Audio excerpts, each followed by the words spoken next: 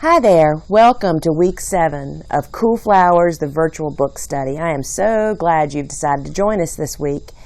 Our book study has been going along chapter by chapter, week by week, connecting the dots on this great group of flowers that are some of our most beloved spring bloomers that have kind of just fallen out of fashion in our gardens because of their awkward planting time.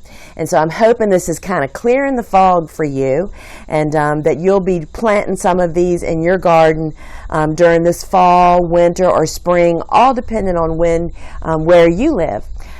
Before we jump in, down below this video, there are some links that you're welcome to use. One of them is where you can sign up to get an email dropped in your box each week.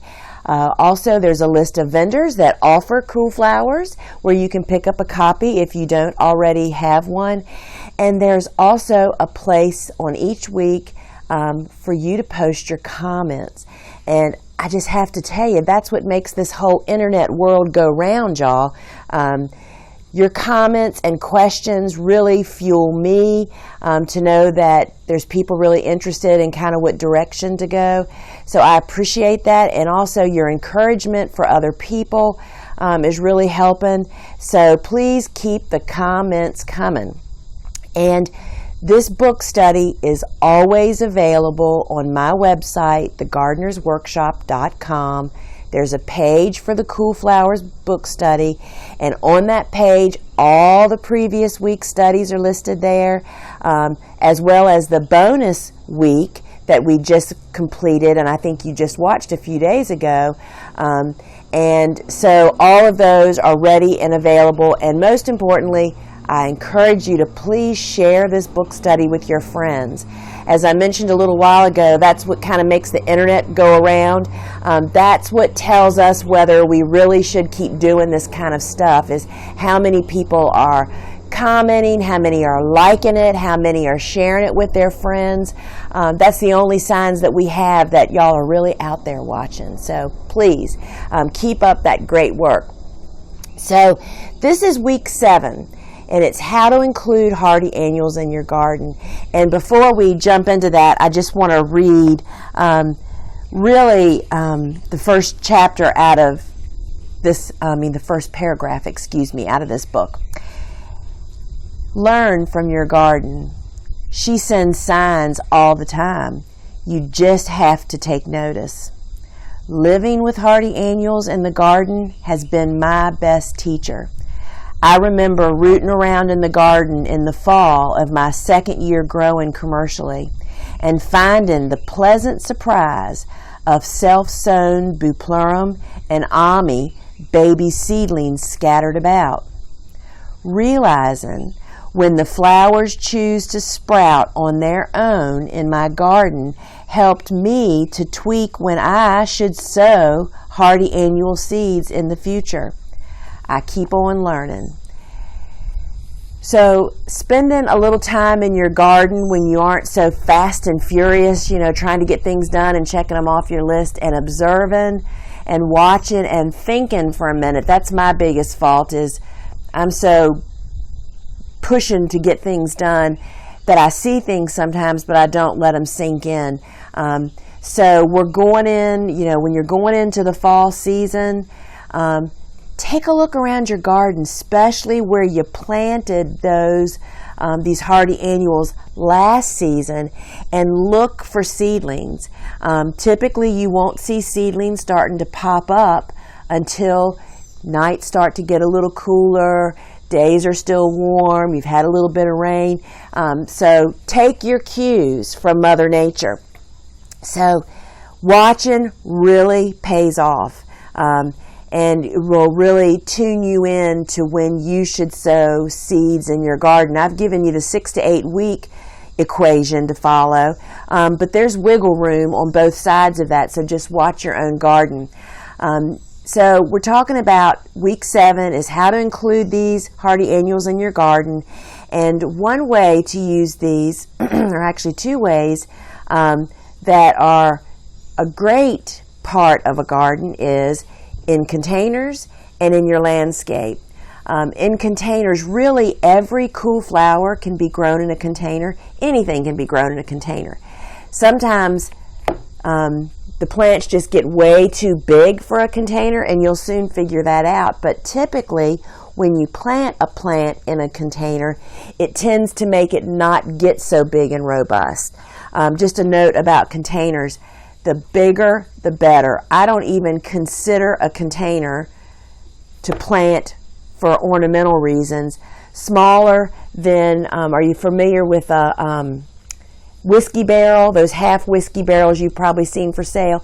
That's kind of the size you're shooting for. And when you're using a container that big, which makes it less water and chores, better quality plants, because they have more root room, they really, really do well. So try out some containers. In your landscape, it's a great place to put hardy annuals. But I will, and it takes you through in Cool Flowers, some suggestions on which ones for landscape.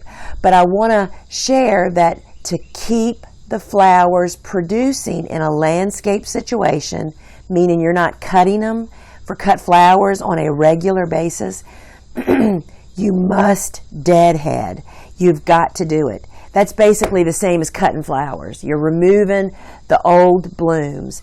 By doing that, it keeps your plants producing.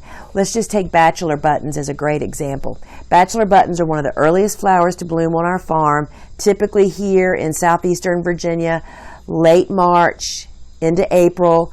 The bachelor buttons are gearing up to get going. If we did not cut them or deadhead them, they'd be done by the end of April. They come on strong, they bloom out, and then they're done. But when you pinch off those dead blooms every week, just make it a habit. It's a very relaxing habit too, by the way. Pinch the blooms off. They'll keep blooming. We still have bachelor buttons in July. 2 months past that time. So you just have to tell the plant what to do. It's all up to you. So the other use, obviously, because I'm a cut flower farmer for cool flower hardy annuals, is to use for cutting. I will tell you, having a cutting garden changes everything. Having flowers to share, it's just really amazing. And of course, you can make a career out of it, as I did. But here is a real tip to follow, and you have to resist your impulse. You have to have the size cutting garden that fits your need. Let's just say you're a home gardener and you want to have a cutting garden, and because you love having flowers inside, you would, to really make your cutting garden successful over the long haul, there is no reason for you to have more than a 3-foot by 10-foot cutting garden, really, per season. So you can have a cool season cutting garden that size, and you can have a warm season cutting garden that size. Because here's the rub. If you don't cut that garden clean every week, perhaps even twice a week, it's going to just stop producing, just like we talked about the landscape kind of giving up the boat because it's got old flowers on it. If you don't cut it on a regular basis, it's going to stop producing. And when you have a garden that's bigger than you can take care of, or you skip cutting because, gosh, your house is full of flowers, what are you possibly going to do with a whole nother big bouquet? And you've shared them with all your friends. So starting with the proper size is key. A 3 by 10, I suggest a layout of a little garden in Cool Flowers based on that. And I will say to you flower farmers out there, something, my whole farm is only 2.5 acres. My cutting garden is like 1.5 acres max, and we don't always have all that in production. I am learning after 20 years that growing more intensely and with more attention to a smaller area produces more flowers. When you focus your attention on a smaller garden instead of being overwhelmed with more square footage, you actually get more flowers out. So growing to your need is really, really key. And in Cool Flowers, I take you through the steps of preparing, planting, and our next week's chapter is the finishing touches. We touch a little bit this week on how to set the garden up so it's maintenance free.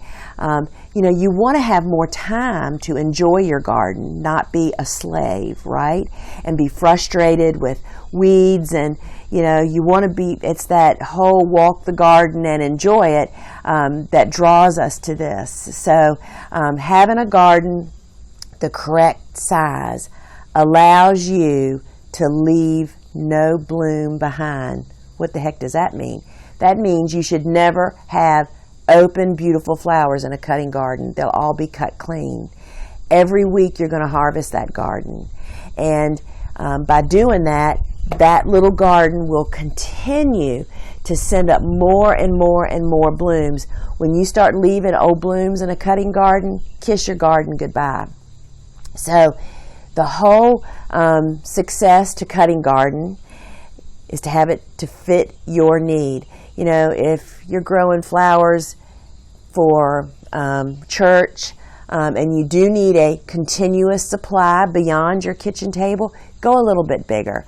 But I encourage you to start small and then work big, because you will find that you will produce more flowers. Another use or another application of Cool Flowers is what I call the self-appointed garden. That is grouping together all of those cool flowers that are strong reseeders. Reseeding means it blooms in your garden, you leave a few of the heads to go to seed and to drop seed into your garden, and they replant themselves for the next season. Some people don't like that whole cycle. They find it a bit annoying to have those seedlings in their garden next year. They just view it as weeds. And I'm here to say that if you manage it properly, this can be a huge reward and bonus to your garden.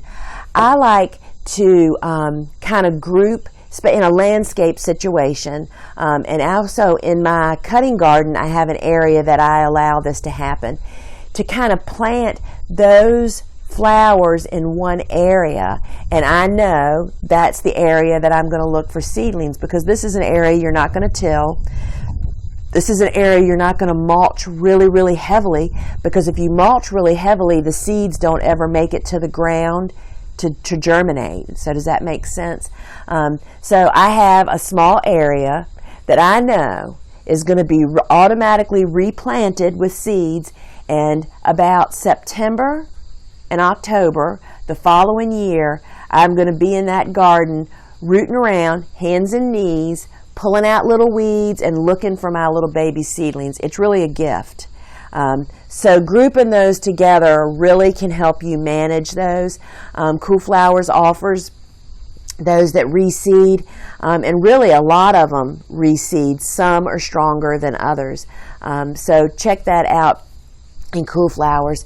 And I also want to, especially you flower farmers, I offer in Cool Flowers the best fall, winter, spring container ever. And you have to take the time to do it, farmers, because it is so easy. It only takes you an hour to put it together, and then you just set it out, and it will be beautiful all fall and winter. Maybe not during the winter so beautiful, it gets a little frozen, but then it revives itself in spring, and then it has a great surprise.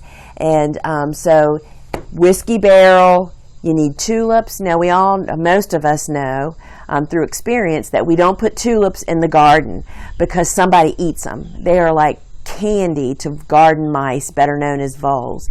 So this is a great way to have tulips in your garden, to have without risking that. You need a big container, you need tulips, and you need some pansies. You plant the tulips in the container like eggs in a carton, almost touching but not touching. Pack them in. Put a little soil, then plant your pansies. The pansies are beautiful all fall. Through the winter, for some of us, the pansies are still pretty. Some of us, it'll freeze, but then they revitalize come spring. And in spring, when those tulips come up through the pansies, is absolutely beautiful. And in addition to that, all winter you can just sit in the house thinking how safe your tulip bulbs are.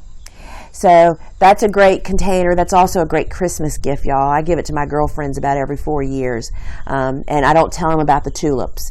And it's just such a great surprise. So my takeaway today is, if I was a home gardener, I would be thinking about how having a small cutting garden, I can do that. I can manage a 3x10 cutting garden.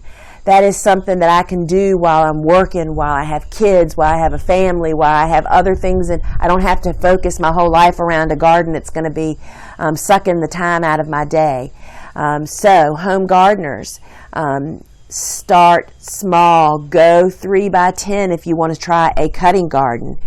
And if I was a flower farmer, I'd be thinking right now, holy cow, I can grow more on less. That means more stems, less ground to weed, less everything. So it's called growing smarter, not growing larger. So those are the two takeaways today. And again, I want to just encourage you to post your comments. I also thank you so much for all the reviews. On Amazon for Cool Flowers, that really helps other people. And in addition to that, I'm going to ask you to please go to my website, to our store, and place your reviews there of Cool Flowers. Now that we've got Amazon full, let's fill up my website. And also, I've been asked by several people, what in the world can you all do for me? Since I'm given, and first off, I love doing this. It's my pleasure for Suzanne and I to produce these videos for you. But I tell you how you really can pay it forward. And that's by liking us on Facebook, sharing our post, like us on Instagram. I've become active on that. And sharing is what it is really all about. And also to be sure you like our Cool Flower Facebook page. I'm trying to share there first and then post it onto other pages. So please check out Cool Flowers. And I will see you here next week for week 8 for finishing touches for easy keeping, and that's all about using row cover and flower netting and covering the ground to keep weeds down. So thank you so much, and I'll see you back next week.